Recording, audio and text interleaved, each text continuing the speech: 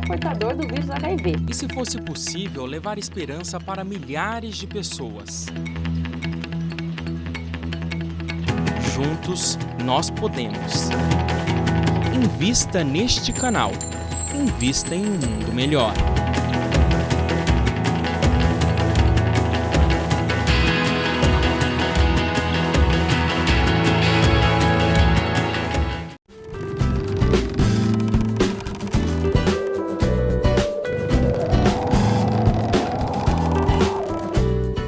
Estamos de volta com mais um bloco e agora a Marizilda tem um recadinho para você aí de casa. Pois é, você que gosta de assistir DVD, saber, conhecer, aprender um pouco mais sobre determinados assuntos, você tem a oportunidade de conhecer o DVD sobre a glândula pineal que o Dr. Sérgio Felipe de Oliveira fez para que você tenha acesso e para que você aprenda um pouco mais sobre essa glândula. A glândula é importante, principalmente para os médios, porque ele fala de quem é médio, tem um quesinho especial nessa glândula, tem mais cristais nessa glândula, então é interessante que você conheça isso. E é muito interessante porque é bom a gente ampliar os nossos conhecimentos e você pode ampliar seu conhecimento aí de casa, do seu conforto. Então, se você quiser, só entra no site, dei uma ajuda aqui para Marizilda, porque o celular travou. Muito bem. E ao vivo é assim, a gente improvisa e dá tudo certo no final. Pois é. Maravilha? Elas me põem aqui na tecnologia e eu sou da datilografia, né? Então, fica difícil. Marizilda tem um celular de tecnologia mais avançada do que o meu. Não sei o que ela tá falando, mas tudo bem. Polly, a gente tem algumas mensagens aqui do WhatsApp para ler? Nós recebemos um monte de mensagens, assim como nós recebemos muitas, mas nenhuma sempre mandando beijo, nenhuma respondendo a nossa pergunta. Então a gente vai mandar beijo pro Diogo de São Paulo, pra Márcia de Minas Gerais, Roseli de São Paulo, Maria das Graças de Goiás, Laura e Lucília e Gina de São Paulo, Lúcia de São Paulo, Marlene de Pernambuco, Juscelene de Minas Gerais, Fantino do Rio de Janeiro, Débora, sua amiga. Débora, sua amiga. A Débora mandou uma mensagem que eu não posso mostrar pra vocês aqui, porque o horário não permite. Mas, Débora, eu só queria falar que eu adorei a sua resposta. Todos os meninos aqui deram risada e eu achei sensacional, porque acho que a gente tem que ser liberta assim mesmo, né? Soltar as nossas asas. A Débora respondeu, na verdade, é que a senhora não permite. Pois é, não, mas nós percebemos que você é bem resolvida. Muito bem resolvida. Parabéns, continue assim também, sou super bem resolvida, super feliz. Eu quero aproveitar para mandar um beijo especial aqui, né? Até a gente organizando essas coisas aqui, para minha mãe, que tá lá do Rio de Janeiro, em Niterói, assistindo o programa, mandou um beijo para vocês, meninas, mandou uma mensagem aqui no Gente, eu posso contar um segredinho meu? Pode. Que é ridículo, mas é divertido. Primeira praia que eu conheci na minha vida foi em Niterói, Praia de Caraí. Ai, minha mãe mora pertíssimo de lá. Só que eu tinha 15 anos. 15 anos. Você foi conhecer a praia a primeira vez? Primeira vez no Rio de Janeiro, morri de medo, porque são ondas, não lá nessa praia, mas depois a gente foi pra Copacabana, enfim. Nossa, eu falei, gente, como que eu vou entrar nesse lugar? Porque eu nunca tinha entrado no mar, olha. Então, convite, se você quiser conhecer Piratininga, que é a região oceânica de Niterói, a coisa mais maravilhosa, pode ficar na casa da minha mãe, né, mãe? Né, viu, mãe? Um beijo, obrigada por estar assistindo o programa, viu, minha linda? Então, voltando ao tema aqui, aproveitando que eu falei da minha mãe, essa relação de mães e filhos, olha, deu o gancho certinho pra gente falar da importância de conversar sobre esse tema, né? Sobre a gente tirar esse tabu do assunto sexo pra falar com os filhos, né? Então, eu até tinha separado uma questão bem legal aqui, vocês duas mães e filhas, né? Como é que é e como é que foi esse assunto pra vocês, dentro da casa de vocês? Pode começar, Polly. Pode começar, Polly. Pode começar, Polly. Não, eu acho que eu ainda não falei sobre sexo com a minha filha, pelo amor de Deus, ela tem 5 anos, né? Então eu não falei sobre sexo com ela ainda. Mas na minha casa foi relativamente tranquilo essa conversa que a minha mãe teve comigo. Eu acho que eu já falei algumas vezes assim, que a minha mãe, ela tentou transmitir pra mim o relacionamento que é mais próximo do que ela não teve com a minha avó. O que eu imagino que tenha acontecido com a Marizilda, porque a Marizilda Marizilda, a minha mãe é um pouco mais nova que a Marizilda. Então é mais ou menos, eu imagino que deve ter sido a mesma coisa. Mas pra minha geração, assim, já foi um pouco mais tranquila essa conversa entre a minha mãe e eu. Ela conversou mais tranquilamente. E tudo bem. Quando eu perdi a virgindade, na verdade, eu menti. Pra ela, eu menti a data. Mas eu sou tão inteligente, gente, tão inteligente que eu pus na minha agenda e ela leu. Porque assim, eu colocava em código, mas eu era tão espertinha que eu deixava o código na agenda, porque eu não decorava, né? Então ela descobriu a verdade. Ela descobriu, mas assim, tipo, eu menti datas, foi antes do que eu tinha falado que tinha sido, na verdade. Mas foi tranquila lá. Você só pôde, chorando, né? Só falou, você só podia ter me falado a verdade, assim, né?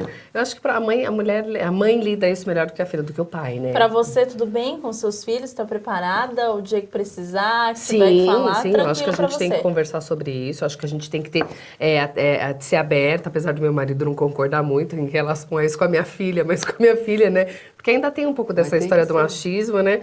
Mas eu acho que a gente tem que ser sincero, porque se não aprende com a gente, vai aprender na rua, então é melhor aprender com a gente. Verdade. A gente falar, entendeu? Isso, aprender em casa. Porque você corre riscos, né? Você corre risco de engravidar e não saber o que fazer. E assim, você nunca está sossegada, né? Porque você está sempre mentindo, você está sempre escondendo algo. E correndo o risco de cair em contradição. E aí se dá mal. Era o meu caso. Minha mãe não ficou sabendo, né? Ela só sabe que eu casei. Pronto. O resto foi a imaginação mas dela. Olha, só um peço, porque é tão engraçado isso que a minha tia, a minha avó acha que ela casou virgem. Ela acha que casou virgem. A minha avó me falava assim, imagina a gente sair, depois ia cada um pro seu carro, né, pro seu quarto, mas ela ia pro motel comigo. A minha mãe achou que ela tinha casado virgem, porque na cabeça da minha avó isso não era uma coisa... Quem que ia com você junto? Não comigo. A minha mãe e a minha tia, elas iram, mas cada falou, uma num quarto, cada um no seu carro, assim? com seu parceiro. Mas antigamente era mais assim, né? Não, antigamente... Você não sei tanto também, antigamente meu só, né? Porque não, antigamente o meu ainda era assim, ainda tinha um tabu. Eu me lembro de querer fazer algumas perguntas para minha mãe e ela falou assim, por que você quer saber isso? Porque eu quero saber, mãe, eu não sei, eu preciso saber, né? Como a menina da novelinha, ela quer saber como é o cegonho e ninguém conta pra ela. O cegonho, gente, não é verdade. Eu também queria saber como que era isso. A gente isso. fala o negócio da novela, né, que é a ficção, mas retrata muito a realidade naquela época. O cegonho vai voar, o cegonho vai voar. Isso. Gente, era assim, né? As pessoas não tinham essa... Até hoje, eu confesso, não é um assunto que eu fico tão à vontade, assim, pra falar, principalmente quando se diz respeito ao pai, mãe, é uma coisa que dá um... Dá um pai jamais eu falo né? Mas olha, Mas a gente tenta levar numa boa, porque a gente sabe que é algo natural do ser humano, todas as pessoas praticam, espero que todas, né? E é algo que não tem nada de errado, é pecado. Não, é algo divino, é divino, minha amiga, é divino. Assim, é uma função... não só para procriação, mas para você trocar energias. O sexo troca energias. É como a luz, né? Nós já falamos isso, né? Polaridade positivo com negativo dá luz. Então, o homem e mulher dá luz. Né? Então, isso é extraordinário.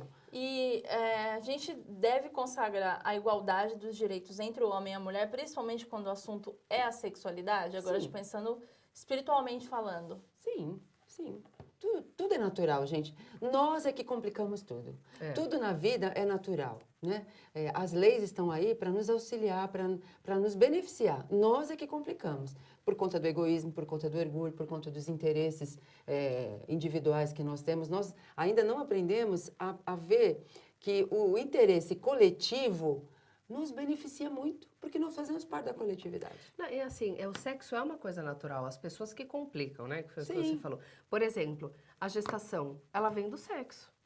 Em sua grande maioria das vezes, né? A não ser que a mulher tenha algum tipo de problema. Mas ela vem do sexo. Então não é uma coisa que as pessoas julguem suja, é uma coisa normal. Entendeu? Até porque, pensando na maternidade, ela dá início a uma outra vida. Então...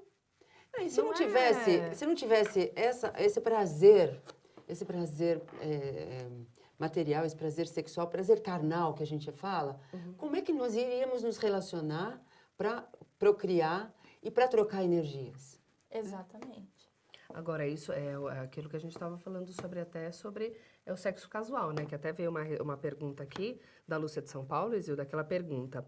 Marisilda, não sou conservadora, mas ela é Lúcia de São Paulo. Ela fala, Marisilda, não sou conservadora, mas as mulheres que fazem sexo ao acaso não acabam transando com muitos, não acabam transando com muitos parceiros, não vão contra os bons costumes? Sim, quando a gente fala que é natural o direito de fazer o sexo, é com responsabilidade.